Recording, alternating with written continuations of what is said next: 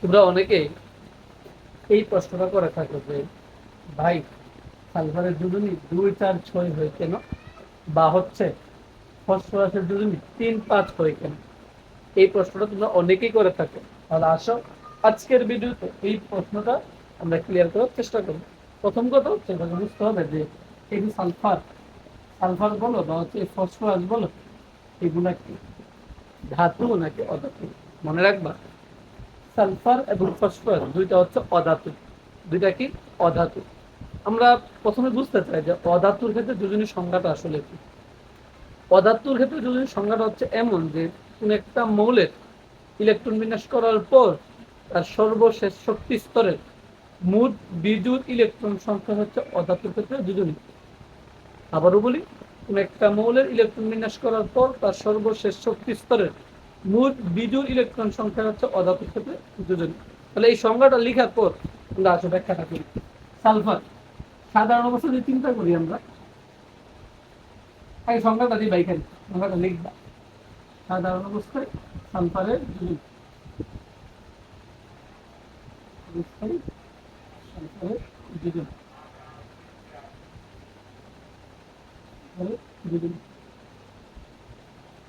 ষোলো 1s2 2s2 56 3s2 CP, এটা হচ্ছে সালফারের ইলেকট্রন বিন্যাস। আমি তোমাদেরকে বলছি যে কোন একটা মৌলের ইলেকট্রন বিন্যাস করার পর তার সর্বশেষ শক্তি স্তরের মোট বিজুর ইলেকট্রন সংখ্যা হচ্ছে সালফারের যোজনী বা অধাতুর ক্ষেত্রে যোজনী।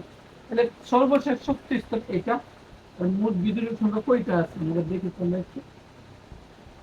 1 2 3, মোট বিজুর কয়টা? দুইটা।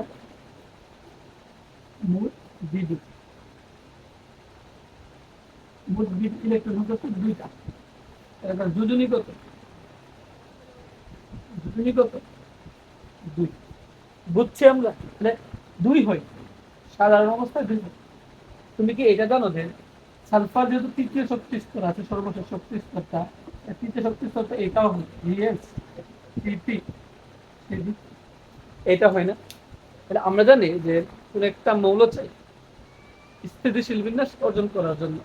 তাহলে এই সালফার পরমাণু স্থিতিশীল বিন্যাস যদি অর্জন করতে চায়, সালফার পরমাণুকে তুমি যখন তাপ দিবা, তাপ দেওয়ার পর সেটা উত্তেজিত হবে, তখন পি অরবিটাল থেকে একটি ইলেকট্রন লাফ দিয়ে 3d অরবিটালে প্রবেশ করবে। কোন অরবিটালে প্রবেশ করবে? 3d অরবিটালে প্রবেশ করবে। তখন কেমন? এটাকে বলবো উত্তেজিত অবস্থা। উত্তেজিত উত্তেজিত অবস্থা, এটাকে বলবো উত্তেজিত অবস্থা। একটু বলে নিবা। তখন সালফারকে যখন উত্তেজিত করবা, তখন এই পি অরবিটাল থেকে ইলেকট্রন লাফ দিয়ে 3d তে চলে যাবে।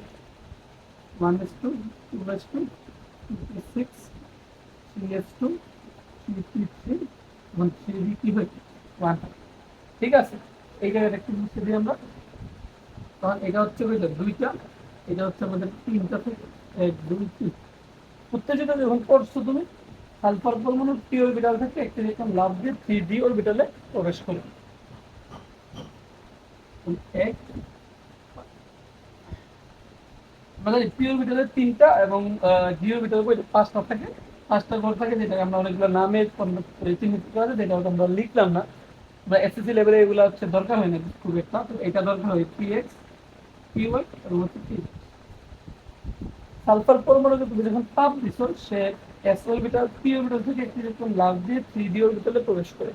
ফলে পি অরবিটাল ইলেকট্রন দ্বারা অর্ধপূর্ণ হয় এবং এটির সাথে স্থিতিশীল বিন্যাস অর্জন করে।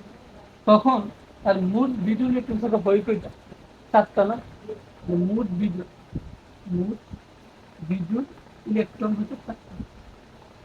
আমার দুজনই কত হয়? কত হয়? 2 4 হয়, বুঝছি আমরা পারবো। আচ্ছা, 6 কেন হয়?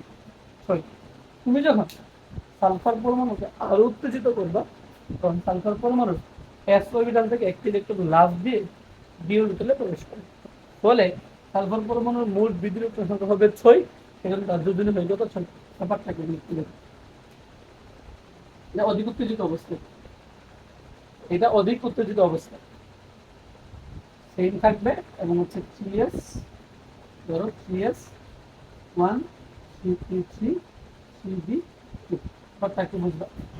তুমি যখন তাপ দিছো, অধিক উত্তেজিত করছো, তখন এস অরবিটাল থেকে একটা একটা লাফ দিয়ে একদম 3D অরবিটালে প্রবেশ করবে।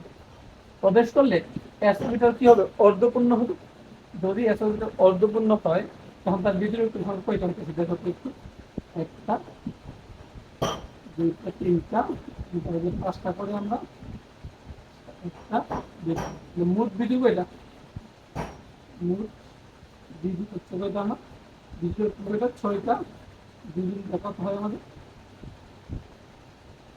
6টা। বুঝছো ব্যাপারটা কেমনে 6 হয়? ঠিক সেম ভাবে কি করবা? ফার্স্ট ইকুয়েশনটা যদি আমরা করি, এটা হবে, তখন হচ্ছে এটা হবে 15 কি, এটা হবে 15, তখন এটা হবে 3। যখন এটা 3 হয়, তখন তার বীজের সংখ্যা হচ্ছে 3। কয়টা হয়? 3টা। তখন তার দুজনে হচ্ছে 3। বুঝতে পারছো ব্যাপারটা? এরপর আসো, তুমি যখন তাকে একটু উত্তেজিত করবা, তখন এস অরবিটাল থেকে একটা ইলেকট্রন লাফ দিয়ে সি ডি অরবিটালে চলে যাবে। কিসে যাবে? সি ডি অরবিটালে চলে যাবে। তখন রাখা যাবে এটা আবার একটা। এটা হচ্ছে আমাদের ফসফরাস। ঠিক আছে? তখন আমাদের এখানে হচ্ছে 3টা, এখানে হবে একটা, দুইটা। এটা মোট বিজয় কয়টা? দেখো তো কয়টা হয়েছে আমার? এখানে হচ্ছে 3টা, এখানে হচ্ছে একটা, 4টা, আর এখানে হবে একটা। মোট হচ্ছে কয়টা? 5টা। এইভাবেই হচ্ছে 2, 4, 6। আবার যদি প্রশ্ন হয় এমন যে কার্বনের যোজনী হচ্ছে তোমার 2, 4 হয় কেন, বের করে পারবা না, সাধারণ অবস্থায় করবা এবং হচ্ছে উত্তেজিত অবস্থা করবা, তাহলে খুব সহজেই তুমি এটা বের করতে পারবে।